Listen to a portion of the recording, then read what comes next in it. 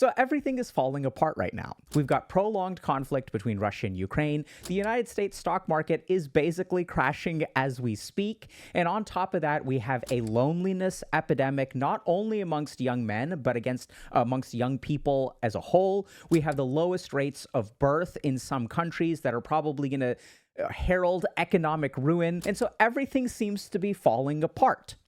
And no one knows what to do about it. And today, we're going to try to fix that. Now, I know that sounds impossible, but I would love to share with y'all a path of how to move forward when the world is falling apart. Now, in order to do this, the first thing we have to do is understand why we are so crippled to move forward when there is uncertainty all around us, right? So in medicine, and I'm a psychiatrist, by the way. Hello, my name is Dr. Alok Kanoja. One of the big things that we believe in medicine is that good diagnosis precedes good treatment. So if you want to fix a problem, we have to start by understanding what the problem really is. And I don't know if this makes sense, but the world falling apart around us is not the problem, right? So the first thing we've got to understand is the problem is that you have difficulty moving forward and figuring out what to do when the world is falling apart. Now, this may sound kind of confusing, but I'd love to share with y'all like something cool that I learned, which is that if you look at the Japanese kanji for crisis, this is also the Chinese character for crisis. It's a combination of two characters, danger plus opportunity. And even though the stock market is falling apart, there are people like Warren Buffett who are sitting on $334 billion in cash. When there is uncertainty in the world, there are some people who are able to use that uncertainty to maximally improve their lives, whereas the vast majority of people get absolutely crippled when the world is falling apart. Right? These are the times, as my financial advisor told me before, these are the times that fortunes are made. It encouraged me to buy the dip. And so I did spend some of the money that I had on buying the dip, and then I texted him back the next day and said, these are the times that fortunes are also lost, bro. So in order to understand how to make something of it and how to move forward, we have to understand how we got here in the first place. And it starts with, if you are someone who is between a millennial and Gen Alpha, you've basically been chronically traumatized for the majority of your life.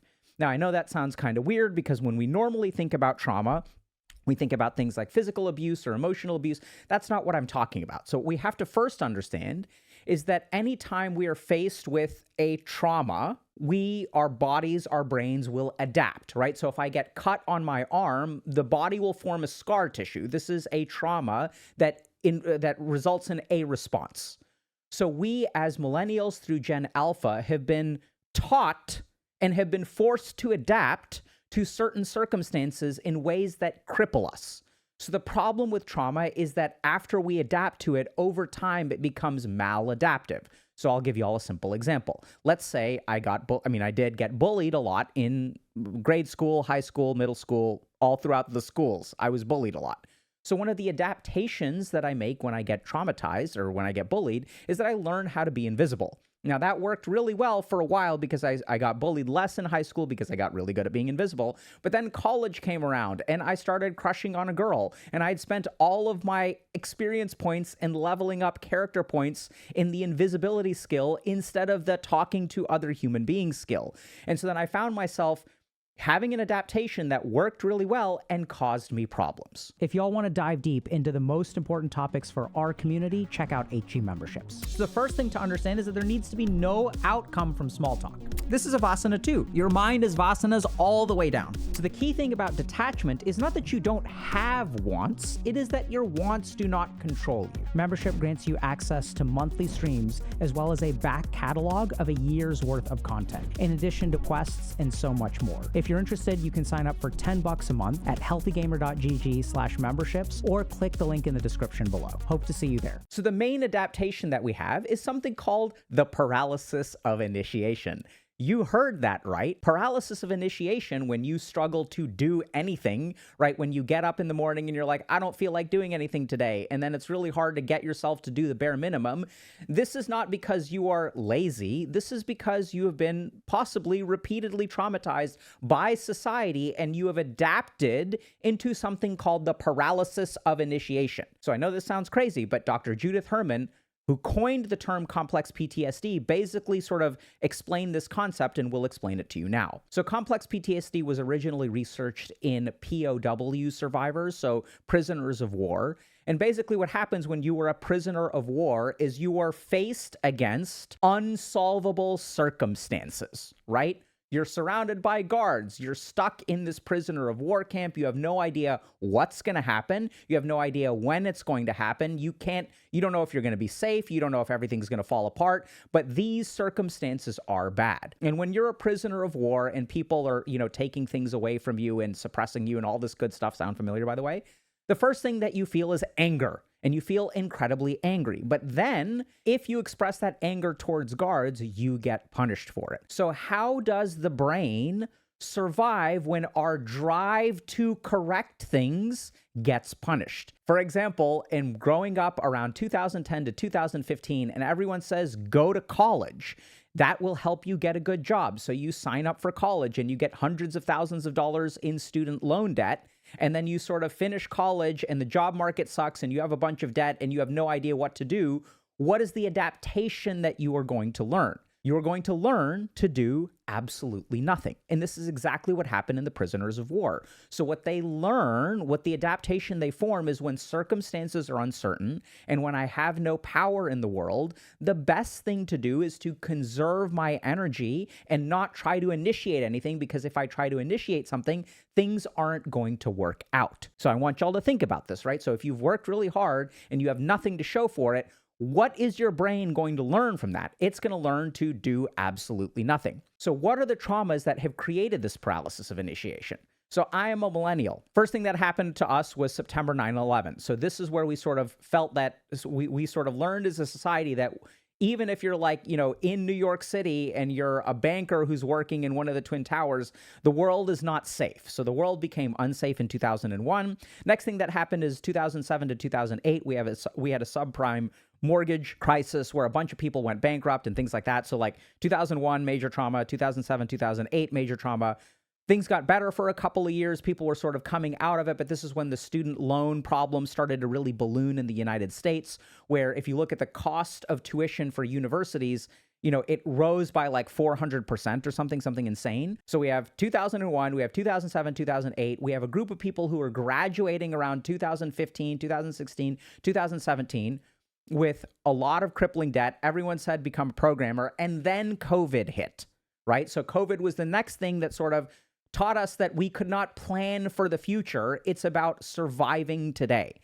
And then once COVID hit, a lot of other cracks in society started to show. We discovered that we were in a mental health crisis. We have an addictive technology crisis. We have a loneliness epidemic. So we're starting to see all kinds of problems in dating and mating. No one knows how to survive. No one knows how to succeed. No one knows how to do anything. When faced with these repeated problems, we end up just being paralyzed. We don't know how to move forward in the face of chaos. But that's not the whole of the situation. There is another macroscopic force that I've sort of noticed, which is that we've also adopted a culture of victimhood. So in the past, like back in the wild, wild west, we used to have something called a culture of honor, which means that, if I am like a cowboy and someone wrongs me in some way, I have to correct that wrong.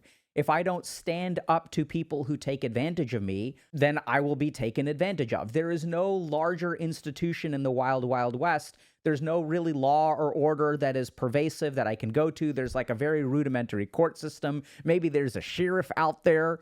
But generally speaking, if someone wronged me, I had to do something about it in order to fix things. So over the last 20 years, our culture has shifted into something called a culture of victimhood. Now, what does that mean?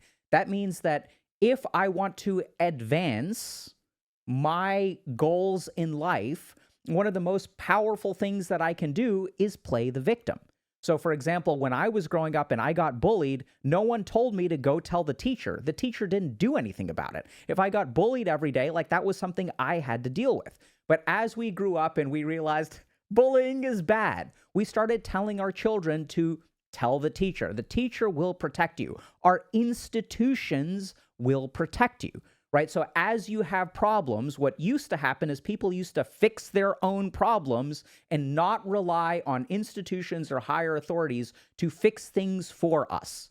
But now what we've started to do is if something is wrong in my life, the way to fix it is to appeal to someone else and say, hey, I am a victim. This is unfair. I want you to fix it for me. So you may have sort of noticed that in your friend circle, in your family, in your workplace, one of the quickest ways that someone would overcome you is to play the victim. So we have bridezillas now, we have Karens all over the place. And what is like the MO, the modus operandi of a Karen? The MO of a Karen is to say, I have been victimized. This person is victimizing me by, I don't know, ordering soy milk instead of whole milk or organic milk or whatever, right? So people are playing the victim in order to advance their interests. Now, the culture of victimhood only works if there are large institutions that are sort of invested in fairness and are hoping to kind of like make everything even for everybody. But the problem is that we sort of learned, okay, so now if I'm like unhappy with my job, the right thing is for someone else to fix it, right? There's a power imbalance here, and I'm not saying there isn't a power imbalance, but the question is, what is the method we use to fix that power imbalance? We appeal to other people. So what this has sort of created is a society of people, a generation of people who sort of relies on other institutions instead of taking responsibility themselves. Now, you may ask, how did we get to the culture of victimhood? And this is where I think we get to think about the generation that came before us, right? So the generation that came before us basically had a lot of luck. We had an unprecedented level of economic growth between like the 50s and basically 2000, 2005, 2004. So you had a generation of people who basically rode a wave of economic prosperity and sort of thought they were working really hard, but weren't actually working really hard. So they believed that working really hard was sufficient, but our society has changed. So now we're in a situation where basically we've been told, hey, if you work really hard, things will work out.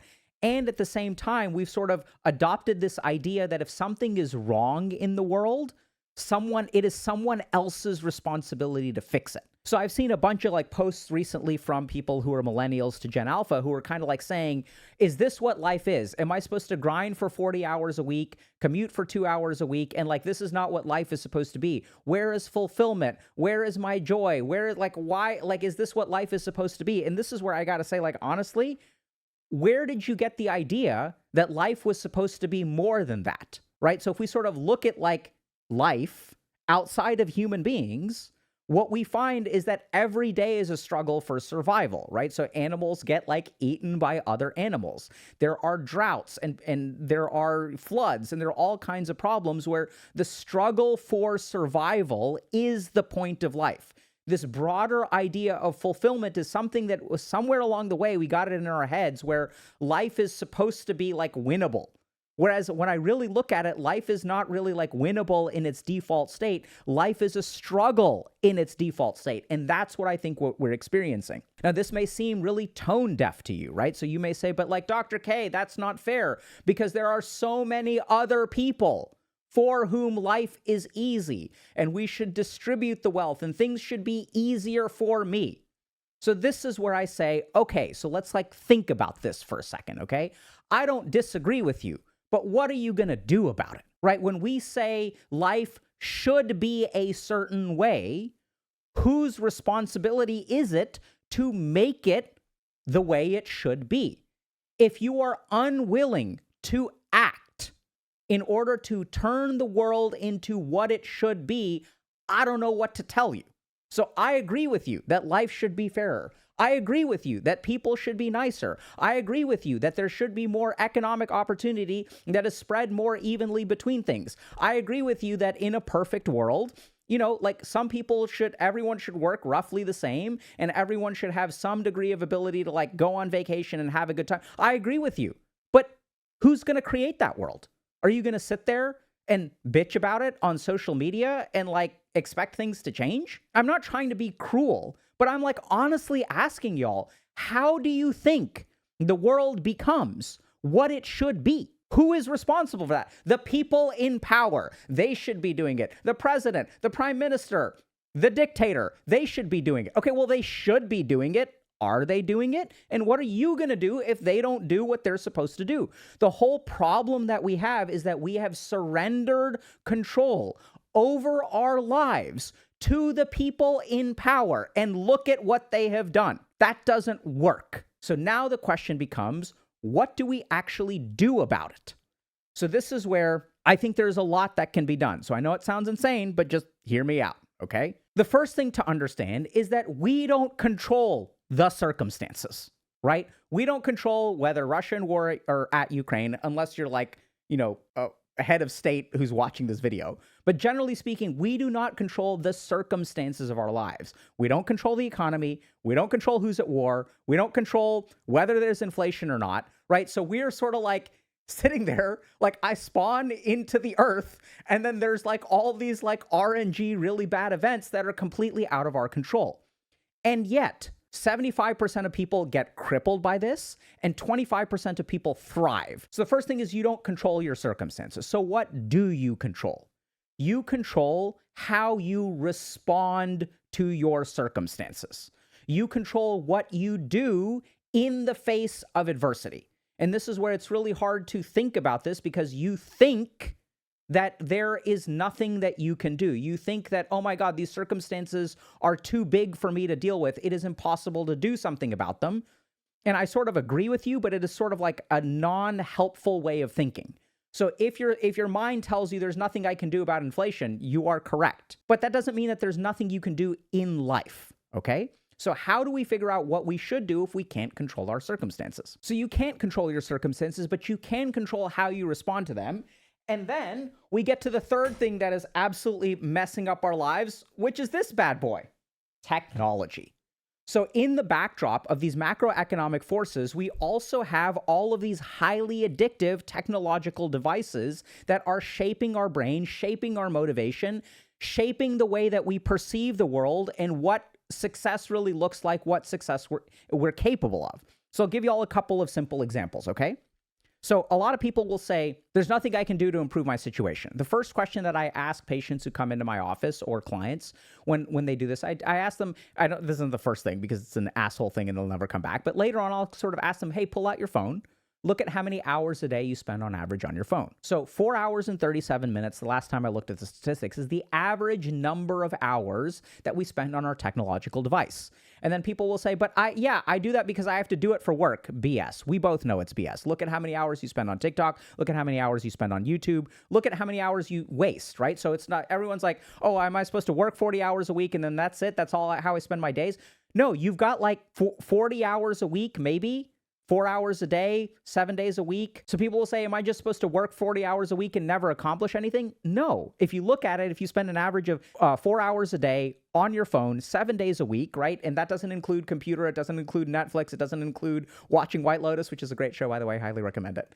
Love it. Right? So what we're actually doing is we're spending about 30 hours per week. Like we're wasting 30 hours a week. And those 30 hours are the hours in which you will fix your life. But that's not how we experience it. Our experience of living in the world today is I wake up today, I feel unmotivated. I don't feel like doing anything. My mind tells me it's a waste of time to try to apply for a job or get promoted. All of this investment into the future is not worth it because the world is uncertain and there's that paralysis of initiation kind of setting in, right? So we're starting to live our lives incredibly reactively. We're trying to survive the times instead of build in the times because there's no point building a sandcastle on the beach when the tide is coming in and wiping it all away. This is what we think. So this is where there is a huge problem with our thinking. So I do a lot of addiction psychiatry, and a lot of this thinking is not what you think it is. So if you wake up in the morning and you feel I'm unmotivated, there's no point to anything, you make comparisons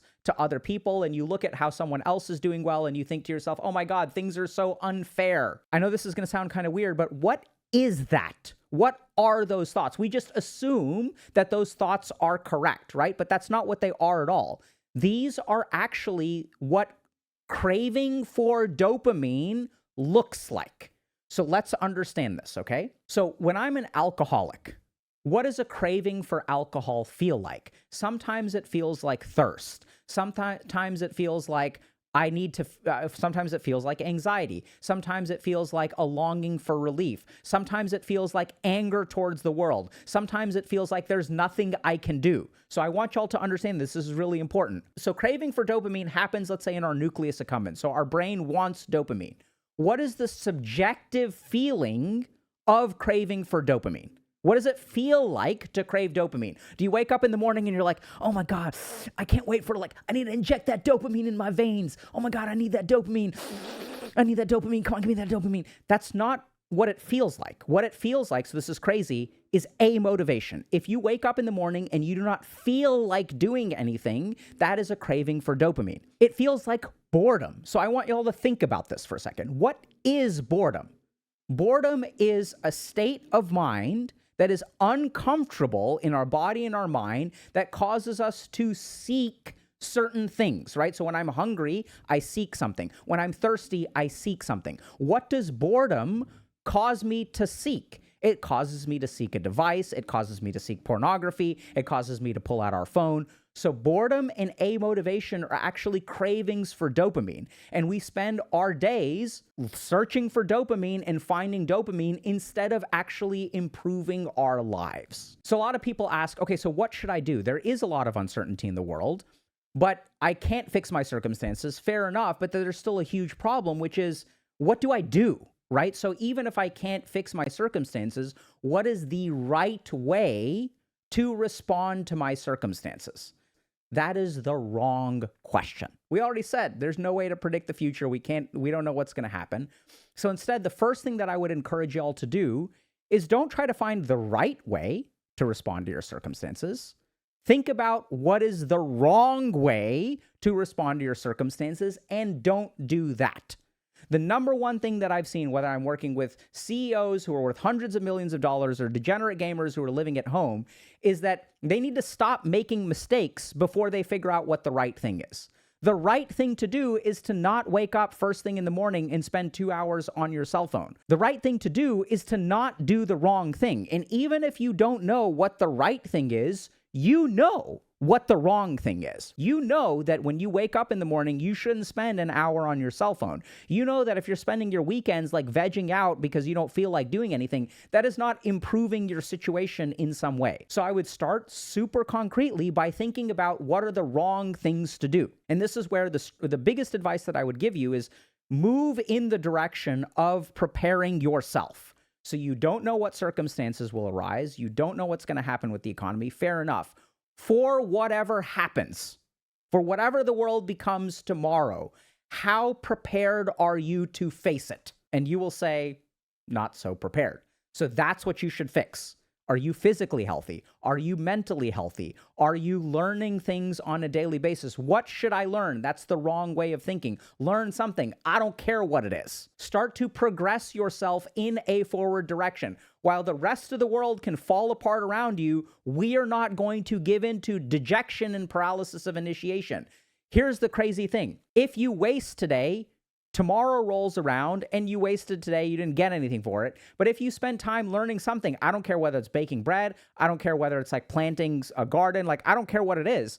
When tomorrow rolls around, could it be useful? Could it not be useful? We don't know, but at least we're being productive and we're moving forward in some way. So figure out what the wrong things are and don't do them. And you can replace them with whatever feels right in the moment, because this is going to be an evolution over time where you will connect with what feels right over time. Second thing that we're going to do that a lot of people don't do in economies like this is invest in yourself. So when we don't know whether we should invest in a tech degree, we don't know whether we should invest in the stock market, the one thing that we can always invest in is ourselves.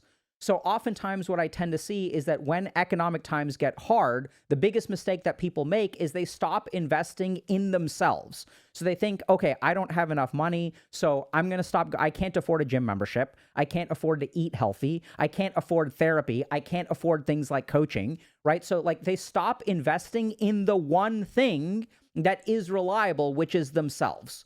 So I would strongly, strongly encourage you that even if you're in a period of economic hardship, you spend your resources not on microtransactions, not on Netflix subscriptions, not on Uber Eats or fast food or things like that. You invest money in yourself. If you have a psychiatric diagnosis or you're concerned with a psychiatric diagnosis, you should see a mental health professional, because if the world is falling apart, the last thing that you need is to be depressed when it is falling apart. Does that kind of make sense? Like, it's kind of like a no-brainer.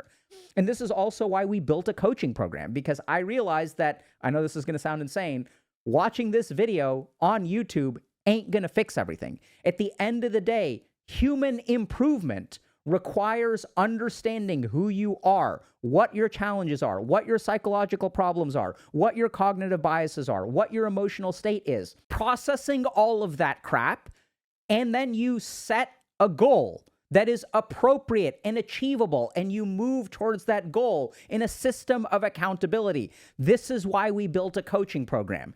Is it right for you or not? You have to try it out in order to see. But the one thing, I don't care even if you do ours or someone else's or whatever, just figure out what is the right way to invest in yourself. The third thing that we're going to leave you with, because I'm a meditator, spent 7 years studying in Himalayas to become a monk and then became a psychiatrist. Oh my God. The third thing is that we are going to teach you how to get rid of all of the crap that is swirling around you. There's inflation, there's stock market, there's war. And here we are as a human being, boom, stock market, boom, inflation, boom, loneliness epidemic. All of these things outside are assaulting you. They destroy your motivation. They give you crippling depression. You don't know what to do. All of it is kind of like outside of you, okay? I know it sounds kind of bizarre, but like at the end of the day, when you take a sip of water, when you wake up first thing in the morning and the world is falling apart, you still have to do what you need to do, right? You still need to shower every day. You need to clean up your kitchen. You need to maybe apply for a job. Like, I don't care. You need to exercise. Your life doesn't necessarily change drastically, even if the world is falling apart. And the way that you respond to your circumstances, even if your life does change drastically, you still need to respond to those drastic changes in a healthy way. So how can you find some eye of the storm, some degree of peace, so that all of these negative emotions and concerns and worries don't overwhelm you? I'm going to teach y'all a meditation practice that is really, really, really hard and really, really, really awesome. And that meditation practice is to abide in that which is unchanging. Okay, now what the hell does that mean, and how do you do it? So desperate times call from desperate measures. We ain't going to do any mindfulness crap. We're not going to do any deep breathing. We're going to do the most powerful meditation technique on the planet, which is to abide in that which is unchanging. So what I want y'all to do is close your eyes and look within yourself. And what you will see is all kinds of crap. Don't worry about engaging with the crap. If you're worried about something, don't try to defend, don't try to rationalize it, don't try to protect against it, don't even try to solve the problem. Whatever negativity is within you, fine, whatever. That's not the point. Now what I want you to notice is what changes within you and what doesn't change within you. And you will say, the negativity never changes within me. That's not true. A quantity of negativity and the quality of negativity changes actually rapidly throughout the day. That's the whole problem, right? There's not one problem. There's 1,000 problems and they change constantly. So discard that. A feeling of hunger comes and goes. Discard that. An itch comes and goes. Discard that. And sit with, abide in, try to sit inside whatever within you is completely unchanging. So this is going to be hard, right? So I would recommend that y'all practice this for 5 to 20 minutes for 30 days in a row, okay? 30 days in a row to even get the hang of it. The more powerful the meditation technique, the harder it is to teach. The more potent the meditation technique, the harder it is to learn. So you have to get the knack of it, right? And getting the knack of it involves practice. So abide in that which is unchanging. So look within yourself. We're not going to give you what the answer is. Y'all can post what your experiences are in the comments, or whatever you want to do is fine. Spend some time looking for what within you never changes, and something cool will happen. Once you discover that within you that never changes, first of all, it's a pretty peaceful place. Once you start living in that place, you will find that the anxieties of the world, which are really tricky because anxiety paralyzes you to act. And then the problem is, if I'm paralyzed to deal with my anxiety becomes a reality. That which I fear becomes destiny if I am paralyzed and I avoid it in the first place. Oh my God, I have to clean my room. I have to clean my room. If I don't clean my room, it doesn't clean itself. It only gets worse. So how do we flip this on its head? We abide in that which is unchanging. And once you find that port in a storm, you will discover that your ability to respond to circumstances improves drastically. Even if things are bad or things are fearful, you will be able to respond to it. So do this practice. So I know the world is falling apart. Ain't your fault, but you're the person who has to deal with it, right? Forget about fairness. Forget about comparisons. Those are not useful. Waking up every day and looking at the messy room that you have and thinking about other people who have housekeepers and maids doesn't improve your situation at all. Comparison is a circle jerk of the ego. Doesn't actually help you. So think about what does help you. Number one, if you don't know what the right thing is, don't do the wrong thing. You know what the wrong thing is.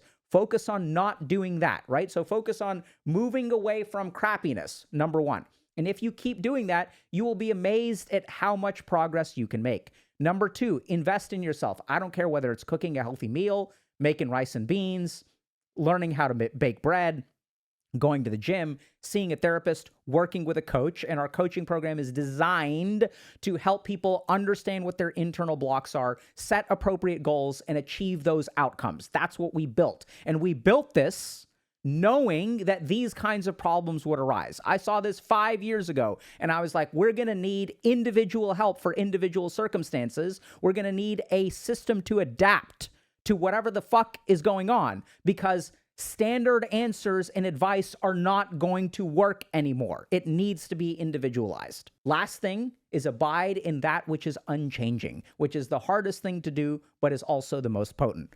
Good luck. Let us know what your problems are, and we will do our best. So I am going to answer the call of the circumstances. So if y'all tell us what the problems are that you are facing, we will do our level best. Everything is falling apart. Y'all are struggling. We got your back. So you tell us what the problems are. I will read papers like this and like this, right? I will do scientific literature. We'll talk to y'all. We'll figure out how best to help you. But the minimum that you need to do to let us help you is to tell us what is wrong in your life. What are the problems that you are facing? Because even though the world is falling apart, there's a lot of good left in the world. I actually think most of the world is actually pretty good. And if we band together and help each other out, we can actually ride this out and maybe even succeed and be happy and be peaceful. Like, I don't know. But it's not going to work unless y'all tell us what you need.